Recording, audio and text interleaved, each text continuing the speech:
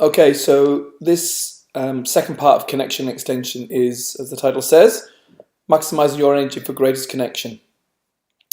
So I guess what I mean by that is, in order to connect with people, in order to sell your vision or your plan for the future, it requires you to stand in front of people and sell it, and that sort of commitment takes energy. It takes personality.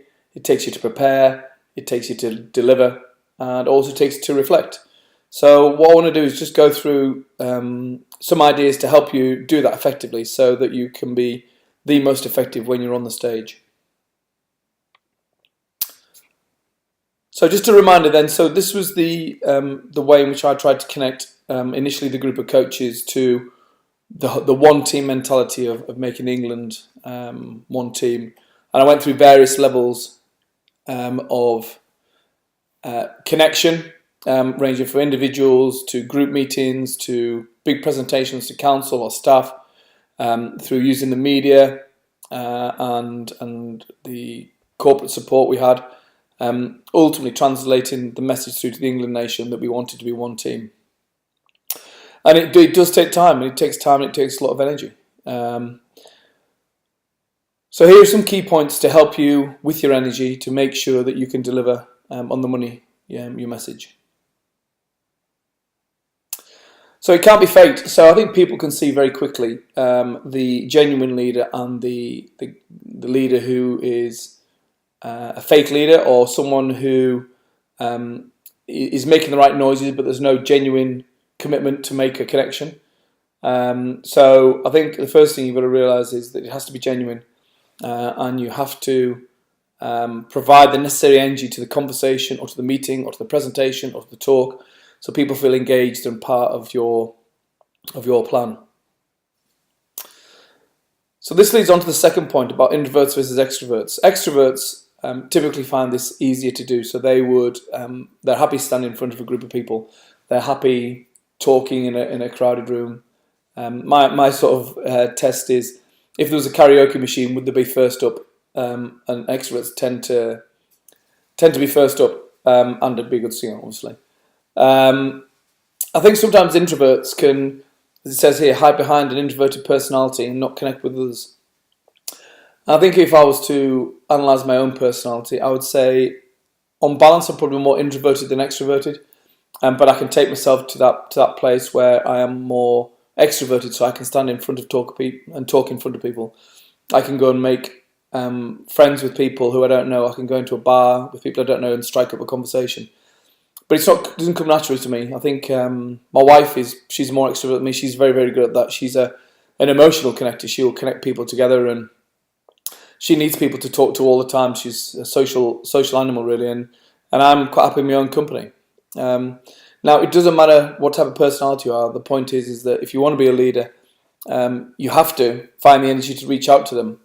But it does tend to drain introverts more easily than extroverts. And I certainly found during my time in the high-profile job I had, I could do it, but then I needed to withdraw to my room and spend time on my own just to get myself right again for the next push or the next meeting or the next presentation.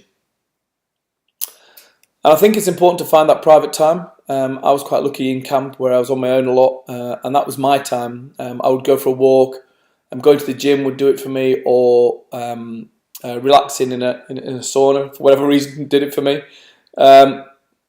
But it gave me time on my own to think and contemplate about my next battle ahead. I managed my time wisely. I didn't burn the candle at both ends, so I would get up early in the morning, but I'd go to bed as early as I could. And I wouldn't overdo, the TV or my phone or the internet. I would spend a lot of time just in the quiet, just thinking about the next steps and, let's say, recharging my emotional batteries. I think just on that point, this next point is find out what fills your batteries and leaves you energized. Now, mine was going to the gym, spending time on my own, going for a walk, going to the sauna. But yours might be something different. Yours might be taking the dog for a walk. It might be riding a bike. You could be reading a book. It's whatever it takes to make you feeling refreshed and energized and ready for the next connection that you need to create.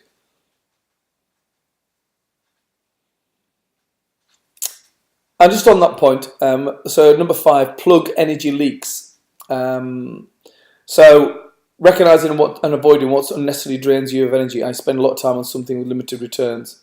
So I'll give you a good example from my world. The media or someone writing something, a column or a comment about the quality of the coaching or the quality of leadership that you've been providing. You can't do anything about it. You have no return on it really in terms of creating connections. But what it does, it drains you of energy. And I needed to find strategies to avoid those energy leaks. And yours might be different. Yours might be spending time too much on email, or spending too much time watching TV, or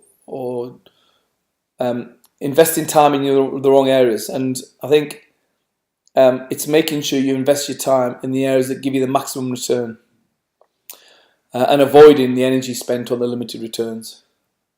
And with that, and I certainly was guilty of this, I think you've got to recognise the key conversations and make space and time it properly. So when there's big moments to come, I would always try and prepare the right place, the right time, the right environment to have the key conversations. And I think an area I would like to have done better, really, or still would like to do better, is spend more time for the high potential people, often in a team environment, particularly in a sporting environment. As a head coach, you spend a lot of time with the people that aren't getting picked. So you explain to them why they've not been picked and what they need to do to get back in the team. And often the people who are getting picked, the people who are making the difference on the field, the people who are the highest potential in your team, you don't spend as much time with. And certainly now I'm in a different role. I'm very, very aware of spending time with the high potential people. And it's easy to drift from day to day and not have those conversations. And now I'm far better at pulling people and say, have you got 5 minutes just for a catch up and see how you are? And all that is literally that, a catch up, see how they are. Just create a connection, touch base with them, ask them how the family is, ask them if there's anything trouble them, what's on the mind. You might have an idea for them, you might have something that will help them get better in the role. And really, really spend your time with those people. I think the great leaders can see what people are feeling without them saying so. And if you're empathetic as a leader, what it does, it gives you emotional capital that can be drawn on when the pressure is on. So just sensing the mood in the camp. There's a phrase called situational sensing, and I've worked with some coaches who are brilliant at really sensing whether the players are in the right place before a big game or a big training session. And sometimes when they're not, and ultimately picking the right tools out of the box to get them motivated. And I think people who can see you've got empathy for them, see you've got empathy for the team, they will know that there's going to be pressure coming on the head coach or the leader. But it will give you a reserve of emotional capital that mean that they will have your back when the pressure comes on.